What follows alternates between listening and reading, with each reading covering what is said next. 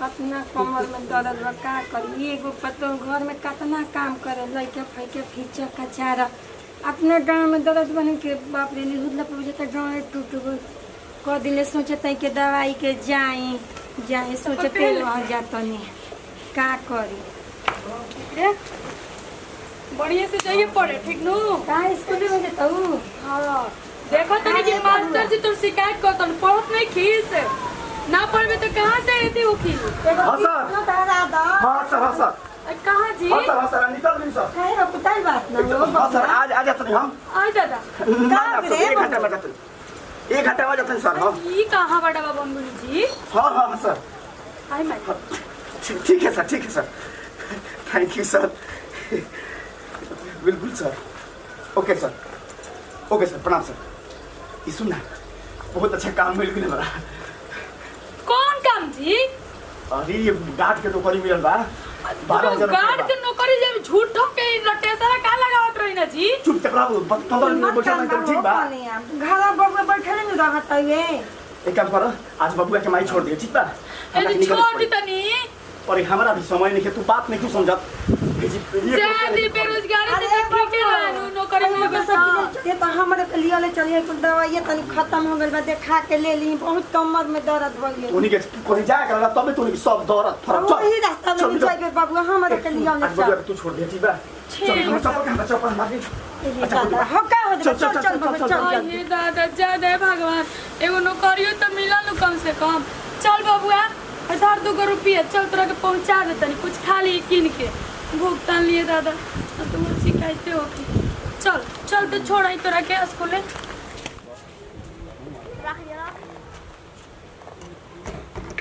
चल ना मुझे बहुत एकदम पाकल बगा मारने जगह नारे पराउ मारेला दिने चोहेट के अरे कुछ ना करी चल ना मारेला भी चोहेट के नु ए बाबुआ तनी में बाबुआ के स्कूल छोड़ द ना हमरा घरे केहू नहीं खे ठीक बा भैया ना ठीक बा बाबू हमार ठीक बा भैया चल ठीक बा छोड़ दियो ठीक बा चल जा बाबू पढ़े अरे रुक अरे एक और बाबू तोरा के मरले रहनु चल छो के चल अरे घरे ए तू जो अपन जो हम जाते मरले हम बना के दूं स्कूल जा रहे हैं तो गार्जियन साथ में जाएं और साथ में लेकर के आए अपने बच्चों को मैडम सर तिवारी जी बोलिए इस साला ससुरा सब जो है ना किडनी चोरवा उन लोगों के चलते हम लोग को बहुत ज्यादा परेशानी हो रहा है।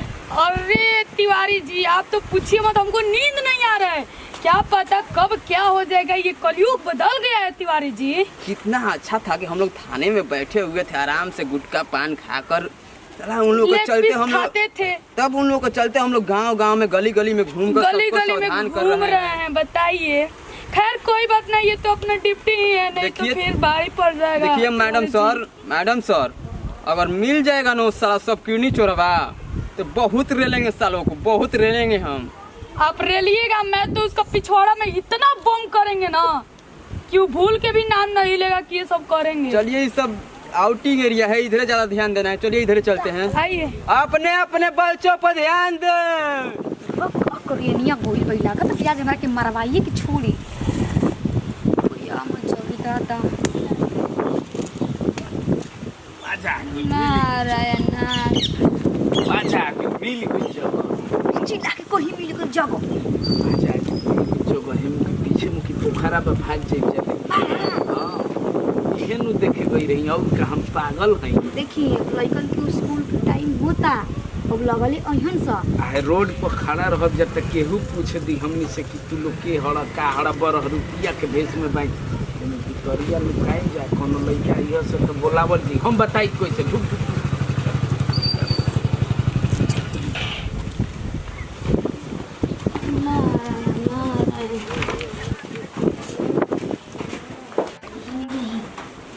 बैठ जाइए कुछ देर तक और यहाँ से लड़का यही मुंह झाँके की बोल मत बैठी जैसे इशारा से देखत रहो बोले के नहीं खेनी तो दोसर सुनी तो कही काय में भुनु बा के बा गलिया में कोनो आदमी आता जाता नहीं खे ना अरे गोली तो आदमी ना ई ससुरा लइकावा काहे नहीं खसवाबो अरे अभी 10-5 मिनट टाइम होई अब निकल हम सब छातन कि साला 9:30 ले ऊपर भइल नाई हो सरकारी अजी ना माल पानी लगा था हाथे लगी आहा मजा आ गयो देखि एगो लइका चल के बोलै है हाँ बोलाई हाँ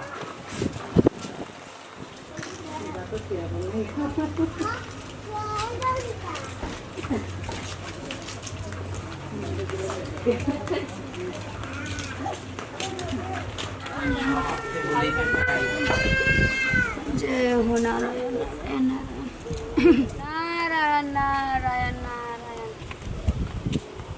बबुआ कहाँ जाता लो टाफी खइब हम तार मौसी हमी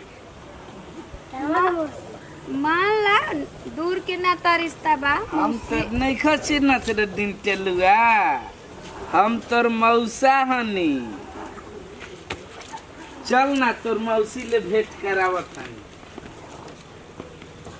ए जे रहू हे देखो मिठाई खा जो अरे बेटा नानू रे छोटे छोटे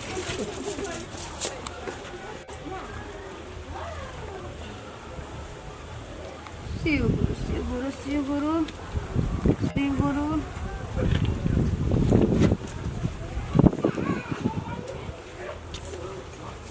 जल्दी आई कोई नहीं खी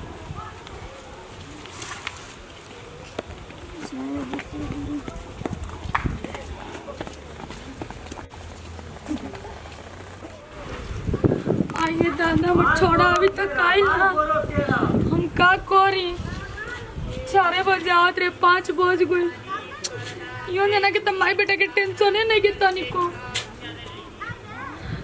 याद नहीं के आवत मैं स्कूलिया लइके आवत तड़सन हमार बाबू नहीं खोसन आवत दे दादा जी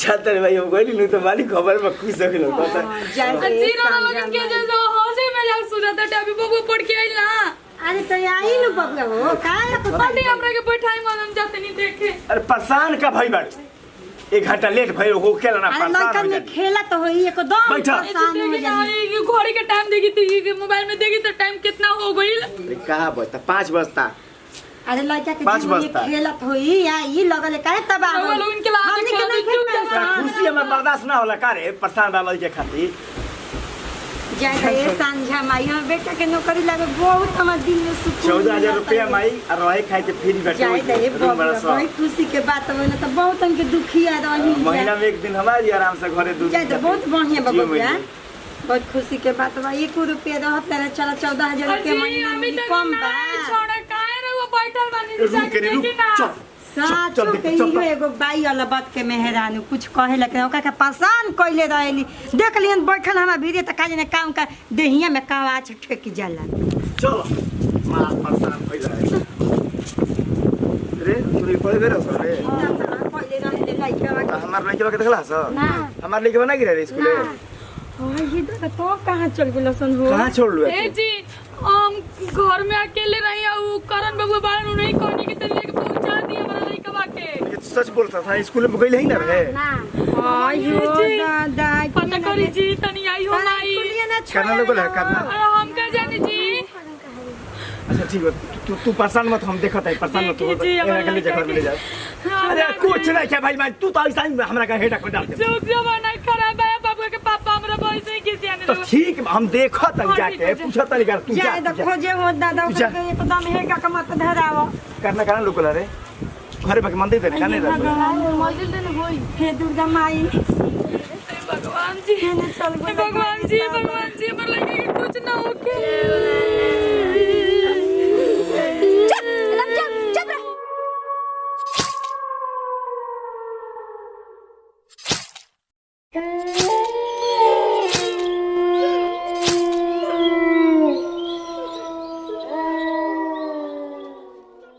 देखो तो काम में खराब हो जाए एगो काट के कितने निकाल जल्दी जल्दी खामोशी है एक बजा खाली रास्ता हथियार पकड़िए मैडम, हथियार पकड़िए हथियार मैडम, हथियार हथियार। ये सब क्या है? तुम कौन हो? कौन हो तुम? तुम तो बोल रही थी कि मैं भिखारी हूँ, सब खड़ा मार के खाने वाली हूँ। मैडम भागो भागो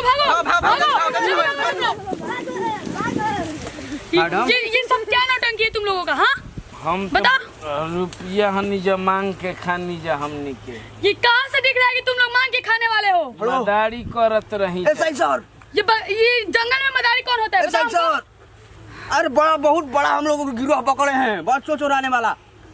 हाँ सर, ये सब धांधली हाँ कब सर, से तुम तुम्हारी लोग कर रही खेत में हो? आ रही है, जल्दी जल्दी फोन पे एम्बुलेंस बुलाइए। और छोड़ दी। हाँ सर, रिपोर्टर को थोड़ा बोल दीजिएगा, हम छोड़िए। और मैडम सर पकड़े हैं, जल्दी आइए जल्दी। तो हमनी के कहता सरकार से पैसा मिलेला। सर और घास देंगे, इतना घास देंगे। चुप। तुम पैसा देगा रे? पैसा तुम के कितना सरकार से महीना मिलेला बोलो। तुम मुझसे क्या मतलब है बताओ? आता ना पैसा दे दे जानू हमनी के कि तार 10 फुट कार में मैडम जी बोरा का पैसा दे, आराम बोरा से के सूत के एसी में खई हसन। हमने के छोड़ तुम्हारा पिछवाड़ा में इतना बम्बू करेंगे ना कि सब सात पूत निकल जाएगा। चलो थाने पर। देख अब एकरा से एक शब्द आगे बोल सारे मुंह हवा में हुर देंगे, समझा? ले चलिए तिवारी जी। चल और उसको तुम? मैडम लाइए उसको मैडम लाइए। तुम्हारा ये नौटंकी हम कब से देख रहे हैं। उस दिन तो बड़ी प्यार से तुम बोली कि हम मांगने वाले हैं, मांग के खाने वाले हैं। इस बच्चों को तुम लोग क्या करने वाली थी? मैडम जी। जान से मारती।